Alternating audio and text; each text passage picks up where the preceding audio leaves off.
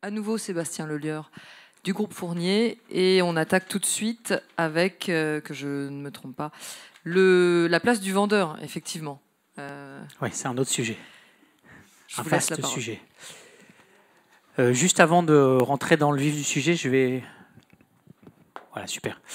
Je vais juste rappeler pour ceux qui n'étaient pas là à la conférence ce matin, qui est Fournier. Donc moi, je travaille chez Fournier Habitat. Je suis responsable digital chez Fournier Habitat. C'est un groupe que vous connaissez pas de nom comme ça, mais vous connaissez plutôt les marques.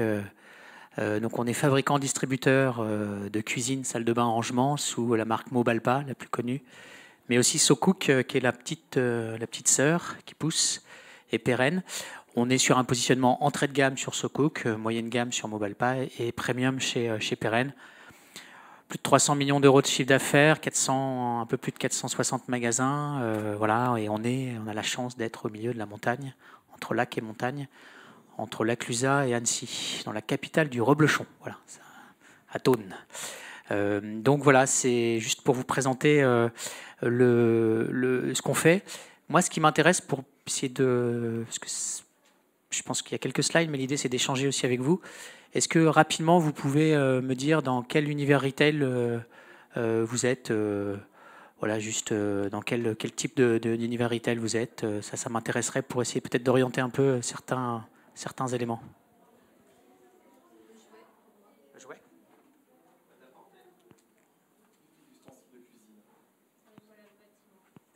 D'accord. D'accord. D'accord. La confiture. D'accord. Automobile, non? Ok, très bien. Donc des univers où effectivement le vendeur a une place importante. Alors, on travaille tous aujourd'hui sur le parcours client omnicanal idéal. Enfin, tout bon retailer qui se respecte, qui a compris les changements de consommation, travaille sur son parcours client omnicanal. Hein. C'était ce matin le sujet de la plénière.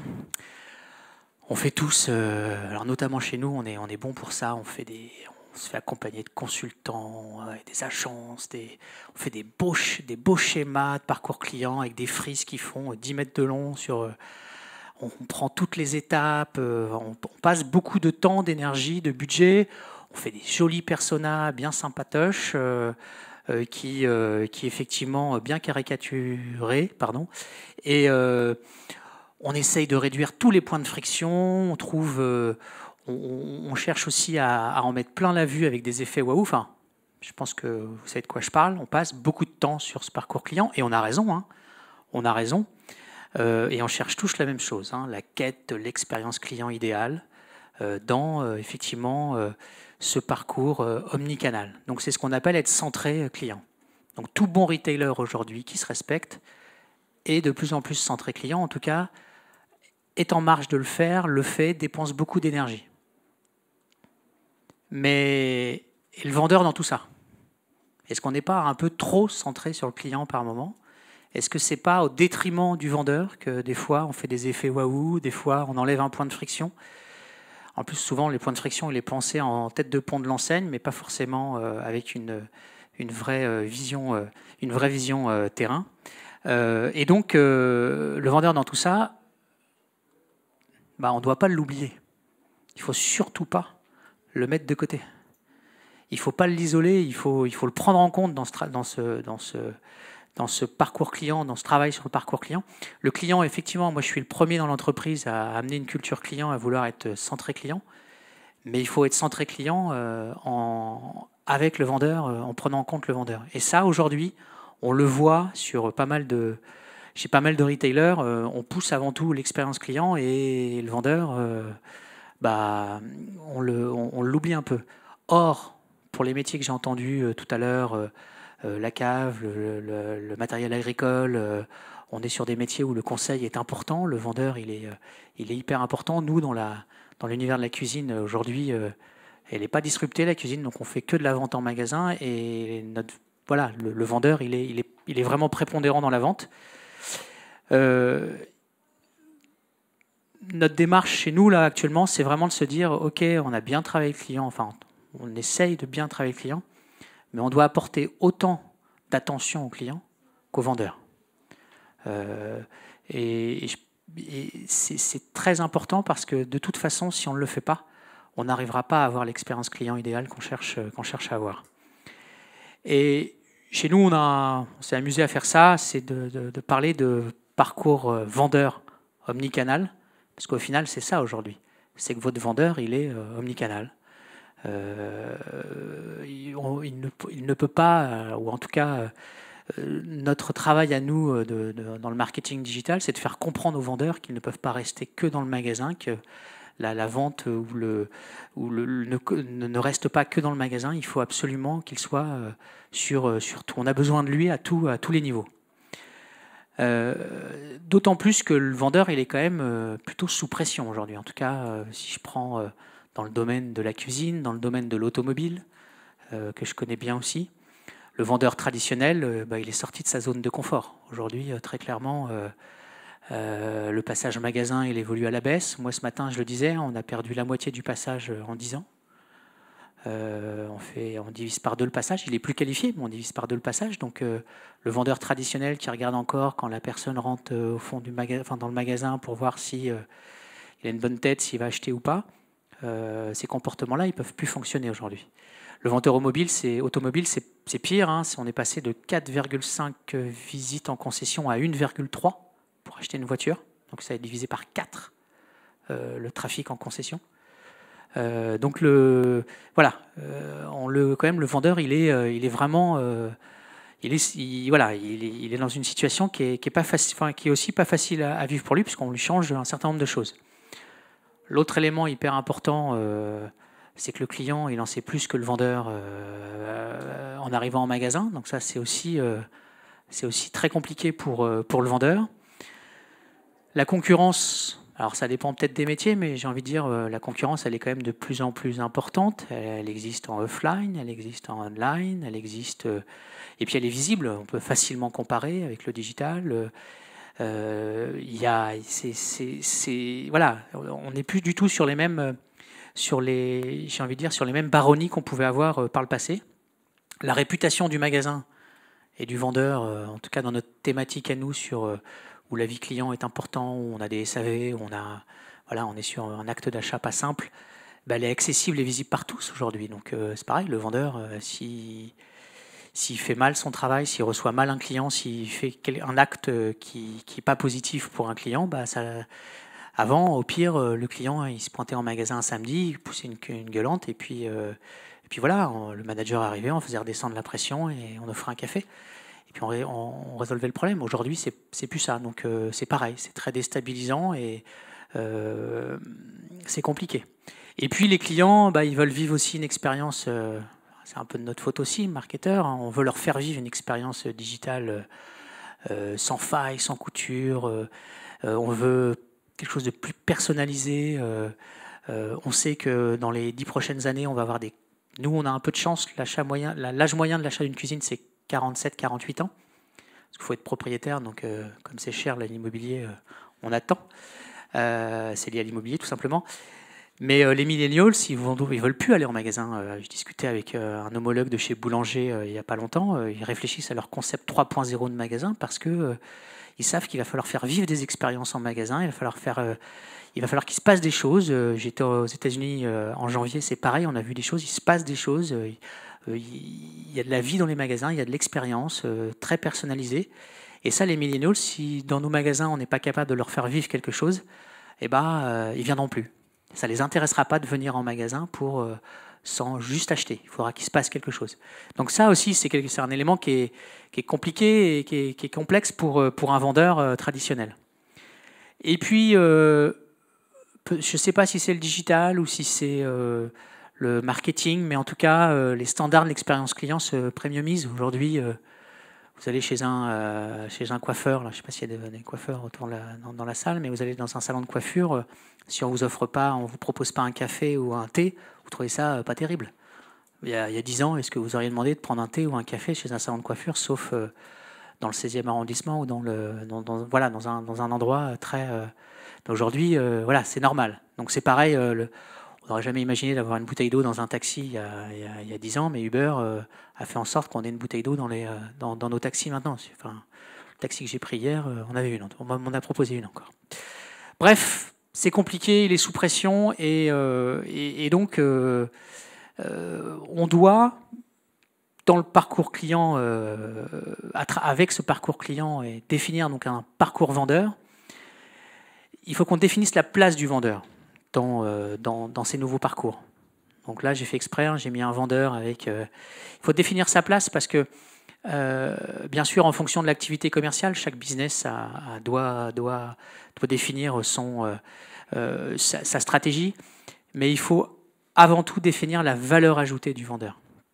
Et quand je dis valeur ajoutée, c'est pas en lui mettant une tablette pour l'augmenter qu'on va lui donner une valeur ajoutée. C'est vraiment définir quelle est la valeur ajoutée du vendeur. Nous, chez Fournier, notre vendeur, c'est un concepteur, c'est un agenceur, ça dépend des enseignes, mais c'est quelqu'un qui a le savoir-faire, qui est vraiment un conseiller. Dans l'automobile, le vendeur, il va devenir peut-être plus quelqu'un qui va accompagner tout au long du parcours d'achat. Enfin, tout dépend un petit peu des typologies, mais il faut définir, vous devez définir la valeur ajoutée de vos vendeurs. Vous devez définir aussi son rôle avant, pendant et après la vente. Ça, c'est le plus important. Aujourd'hui, on définit le rôle du vendeur pendant la vente. Mais c'est quoi son rôle avant, alors, pendant la vente, je le résume avant le passage en magasin ou à l'atelier. Donc, c'est quoi son rôle avant le premier rendez-vous en magasin? C'est quoi son rôle pendant? Et bien sûr, c'est quoi son rôle après la vente, après la signature du bon de commande? Nous, on a une particularité, c'est que vous achetez, vous recevez... Enfin, il y a 8 semaines de délai entre la signature du bon de commande et la livraison et la pause derrière. Donc ces 8 semaines, c'est hyper important. Le rôle du vendeur, il est hyper important parce que pendant 8 semaines, vous avez fait un chèque de peut-être 10 000 euros, enfin un acompte, hein. Vous avez fait un acompte de 5 000 euros ou de 4 000 euros. Et pendant 8 semaines, alors on a un peu de CRM, mais les gens, ils aiment le contact humain. Donc là, c'est important que le vendeur puisse être à l'écoute et même proactif auprès de son client pour le rassurer. Et donc, ce qu'on se dit chez nous, c'est qu'il faut bien redéfinir la mission globale du vendeur à moyen et long terme. Parce que c'est clair que le vendeur, on ne va pas le faire bouger du jour au lendemain. On ne parle pas de petits quick wins qu'on viendrait mettre à droite, mettre à gauche, en amont, en aval. C'est vraiment quelle est sa mission à moyen et long terme. Pour Fournier et d'autres retailers, notamment l'automobile, où on est assez similaire en termes de stratégie, parce qu'on a un acte d'achat qui est au final aujourd'hui un peu proche, c'est que le vendeur, on est convaincu que le vendeur, il doit devenir le responsable de la relation client personnalisée. On parle tous de relation client, personnalisation, etc. C'est quand même compliqué de se dire qu'on va avoir une relation client personnalisée avec un central d'appel qui répond aux demandes du client quand le client a un besoin. Non, c'est pas logique. À terme, le vendeur doit être le point de contact unique du client, et y compris quand le client il a potentiellement une problématique, de toute façon, une problématique de SAV, son premier réflexe ce sera d'aller vers le vendeur, puisque c'est le vendeur qui lui a vendu la cuisine. Effectivement, aujourd'hui, il a beaucoup de mal à voir le vendeur, donc du coup, il appelle le service client. Et qu'est-ce que fait le service client une fois qu'il a eu le client pour prendre son problème? C'est d'appeler le vendeur. Donc, puisque sans le vendeur, sans le magasin, on n'a pas la capacité de résoudre tous les problèmes. Donc, pour nous, c'est vraiment... il doit être le responsable de cette relation client personnalisée. Plus précisément, ce que je viens de dire, être le contact unique du client, avant, pendant, après la vente. Après la vente, c'est à la fois, on parle de SAV, puisque nous, on a une problématique de SAV, mais quand vous êtes sur du repeat business ou sur nous, on n'a pas de repeat business. On achète une cuisine entre tous les 15 à 20 ans, donc vous en achetez 2 dans votre vie. Donc le repeat business n'existe pas, mais je discutais avec des gens d'Audi cette semaine. Le vendeur aujourd'hui, il travaille sa base client, il les invite à des ateliers le samedi matin ou dans des soirées pour parler produits, pour parler sur l'usage de leur voiture, parce que la technologie embarquée est de plus en plus importante et donc et les clients sont demandeurs. Et donc le vendeur, il va aussi en amont pour faire du renouvellement de véhicules, etc. Donc il est avant la vente, pendant la vente et après la vente. Et nous, on veut faire la même chose, mais le après la vente va surtout se résumer à la problématique SAV. Grosso modo, notre vision, c'est que le vendeur va devenir un gestionnaire de portefeuille client, comme les assureurs peuvent être gestionnaires de portefeuille client, parce que tout simplement, pour pouvoir personnaliser cette relation client, l'idée, c'est que le vendeur est bien, ne raisonne plus en termes de nombre de ventes dans le mois, mais en termes d'activité. Alors, pour nous, c'est un peu différent, mais pour l'automobile, en tout cas, en termes d'activité de son portefeuille et d'avoir ces réflexes autour de la gestion de ses clients. Alors, pour réussir ça, vous allez me dire, il faut définir une nouvelle stratégie CRM, parce qu'effectivement, comme vous, nous, on a mis de l'automotion en place dans tous les sens. Donc, vous faites une relance il y a un devis, on fait partir des relances de devis automatiques. On vous fait une visite en magasin, si on a votre email, on vous fait merci pour la visite. Alors au début, on disait merci Mobalpa. Mobalpa vous remercie pour la visite. Après, on s'est dit, c'est quand même un peu rush, on va faire merci le magasin Mobalpa Chartres vous remercie de la visite. Et puis après, on s'est dit, tiens, on sait que c'était le vendeur qui l'a accueilli. Sébastien du Mobalpa de Chartres vous remercie de la visite. Puis on s'est peut-être dit, ce qui serait bien, c'est aussi que Sébastien il soit au courant qu'on a envoyé cet email, parce que Sébastien, il a peut-être envoyé le même email. Et souvent, Sébastien avait envoyé le même email. Donc aujourd'hui, on a intégré aussi dans notre ERP chaque événement en CRM Automotion qui peut être envoyé par le CRM Automotion. Et créer un événement, et cet événement s'affiche dans l'ERP du magasin. Et le vendeur peut voir que on lui a envoyé, il a reçu la newsletter, on lui a envoyé de la relance de la visite magasin, du devis, la relance de tel et tel élément. Et on a réservé aussi des emails qu'on considérait comme être nécessairement manuels. Donc on a créé une base d'emails, une banque d'emails dans l'ERP. Et ces emails-là, ce n'est pas le marketing automation qui les envoie. Les triggers, c'est la main du vendeur qui appuie sur un bouton, parce qu'on considère que cet email, notamment certaines relances de devis, selon un scénario, si c'est un premier rendez-vous, un deuxième rendez-vous, voilà, c'est des choses que c'est le vendeur qui va le faire, parce que c'est important que ce ne soit pas à la machine. Donc tout ça, ça veut dire qu'il faut effectivement revoir la stratégie CRM. Alors bien sûr, en fonction du business model, bon là, j'ai listé quelques business models, mais entre un retailer qui fait de la vente en ligne et en magasin qui fait les deux, forcément, il faut adapter une stratégie où la place du vendeur, il faut trouver en fonction de ça. On a la vente uniquement en magasin, la vente simple versus la vente complexe. Nous, on est sur de la vente complexe. On n'a pas la même place du vendeur en fonction si c'est une vente simple ou complexe. Le produit versus le service, et puis repeat business ou pas. En tout cas, chez Fournier, du coup, nous, on a considéré que le vendeur, il est partie prenante. Aujourd'hui, dans les dispositifs Drive to Store, j'en parlais ce matin, nos vendeurs, ils sont visibles sur les pages web des magasins. Donc, dans les store locators, on a aujourd'hui la photo du vendeur, sa fonction, si c'est un vendeur, un manager, un poseur. Parce que c'est important, le poseur, il va chez le client, c'est le seul qui rentre dans l'intimité du client, donc c'est important. On a aussi on fonctionne avec des hashtags, moi j'aime le voyage, moi je suis plutôt la cuisine, enfin voilà, on essaie de les humaniser. Ou alors pour Mobalpa, ça c'était pour Socog, pour Mobalpa c'est les spécialités. Moi je suis expert plutôt cuisine, moi je suis expert plutôt salle de bain.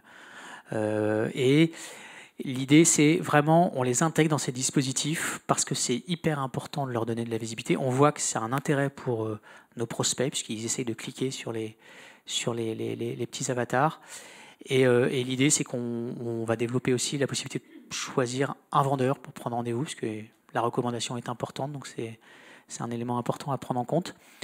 On fait des tests aussi en Drive to Store, d'utiliser nos vendeurs en chat, c'est-à-dire qu'on propose un chat en ligne et si la personne est dans la zone de chalandise du magasin et qu'il y a un vendeur qui est disponible, il peut prendre la conversation et répondre aux potentielles questions du prospect. Ça, c'est des choses qu'on teste sur un département actuellement.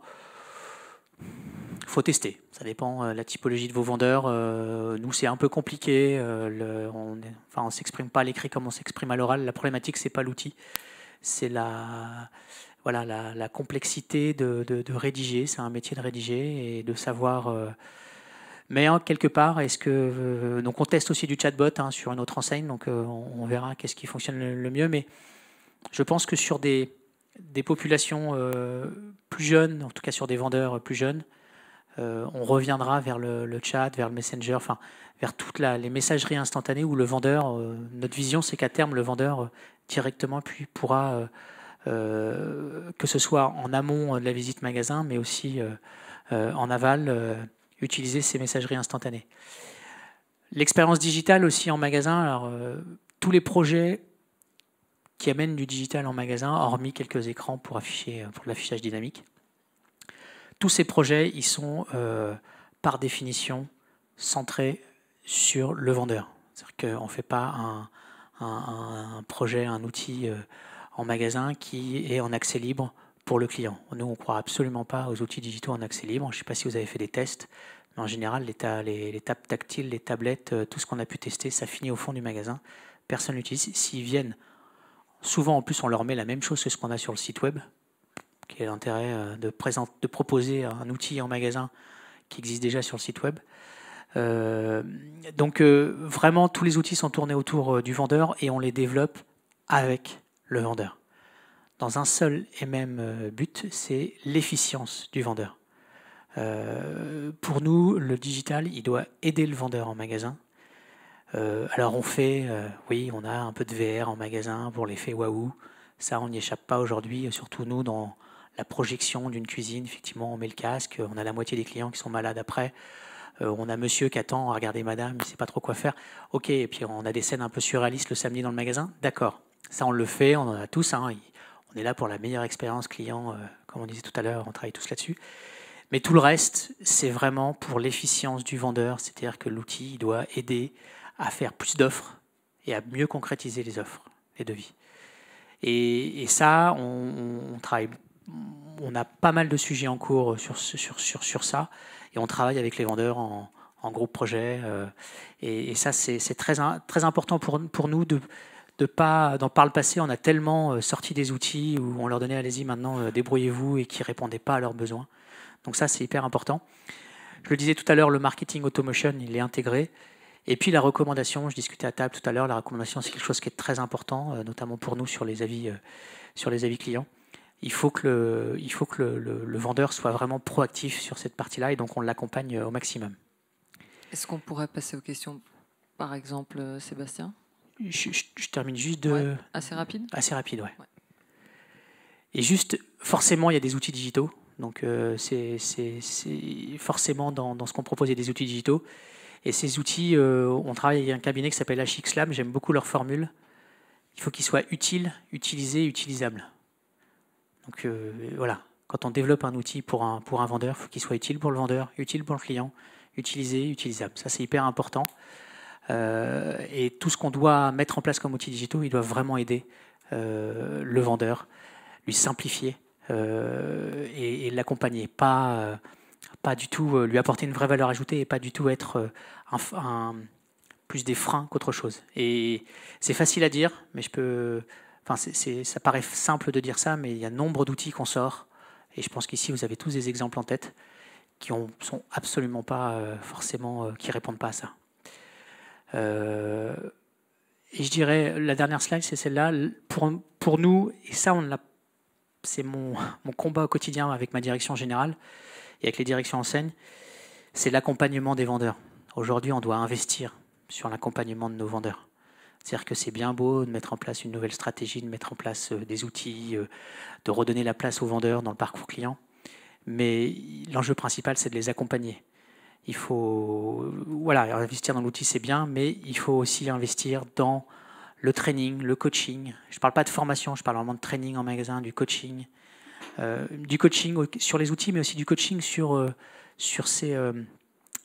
les méthodes de vente. Aujourd'hui, Audi me racontait qu'ils avaient formé leurs vendeurs, donc un Audi qui est en Haute-Savoie, qui avait formé ses vendeurs dans une école d'hôtellerie en Suisse pour avoir un accueil premium, etc. Voilà, c'est ça, c'est du coaching en magasin. C'est aussi les vendeurs, ils ont un certain mal-être. Il y a un certain nombre de vendeurs qui ont un certain mal-être aujourd'hui parce qu'ils ont du mal à se positionner. Il faut les accompagner. C'est hyper important dans le déploiement, dans le suivi. Et puis, ça c'est un autre combat aussi, il faut être en capacité d'optimiser nos process, d'optimiser nos supports, nos outils de manière agile.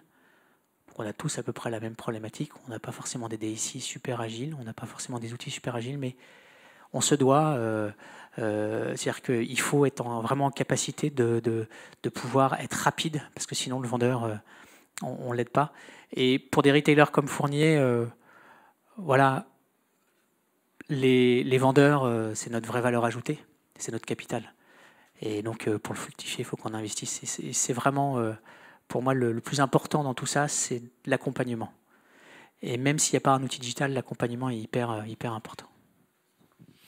Merci beaucoup. Sébastien, on va peut-être prendre juste une question, peut-être deux, mais vraiment essayer de rester dans le format 30 minutes keynote, questions incluses. Donc s'il y a une question pour Sébastien, voilà, ce sera la seule. En termes de relations clients avec les vendeurs, vous avez parlé de messagerie instantanée, est-ce que vous pouvez développer? Est-ce que vous pensez à ce que font les vendeurs en Chine avec WeChat? Très clairement, aujourd'hui, on a commencé dans nos démarches de vente à demander la préférence de communication, la préférence d'échange que souhaite le client. Le client, voilà, on lui fait un devis, vous voulez qu'on échange comment après? Aujourd'hui, on est email ou téléphone, et on souhaite demain être email, téléphone, Messenger, WeChat, voilà, enfin vraiment, parce qu'on a aussi des clients qui utilisent ces solutions, et on se doit, alors c'est complexe parce que ça veut vouloir dire qu'il va falloir équiper nos vendeurs. On sait qu'à un moment ou un autre, nos vendeurs, on les équipera de mobiles. Donc voilà, c'est vraiment l'objectif, c'est d'aller là où sont nos clients. Et enfin, des fois l'email c'est bien, mais ça peut être un peu lourd. En plus, nous c'est un achat à deux, donc il y a certaines messageries instantanées où vous pouvez envoyer un message très facilement, échanger, etc. Donc ouais, l'objectif, c'est ça. Et dans cette prospective, est-ce que le lâcher prise sera fait donné au vendeur ou ça sera normé? Ça va dépendre de l'enseigne. J'ai envie de dire un SoCook, on va être plutôt une modération a posteriori. Enfin, en tout cas, on va laisser libre, c'est ce qu'on a fait pour l'instant. Un mobile pas, ce sera plus compliqué. Et un pérenne, j'ose pas imaginer. Donc voilà, plus on monte en gamme, plus. Mais il y a effectivement un enjeu. Je pense que c'est surtout un enjeu de coaching, de formation, à l'utilisation de ces outils, enfin de cette manière de communiquer. Après, je pense que si vous envoyez un WeChat, vous n'êtes pas là non plus pour écrire super bien en français. L'idée, je pense qu'il faut adapter aussi en fonction. Et quand je vois déjà ce qu'on laisse passer en email avec les fautes d'orthographe, les fautes de français, c'est hallucinant. Hein. Donc voilà, je pense que. Mais il y a un enjeu, je pense, important sur la messagerie instantanée. Merci beaucoup Sébastien, on peut vous applaudir et vous remercier pour cette présentation.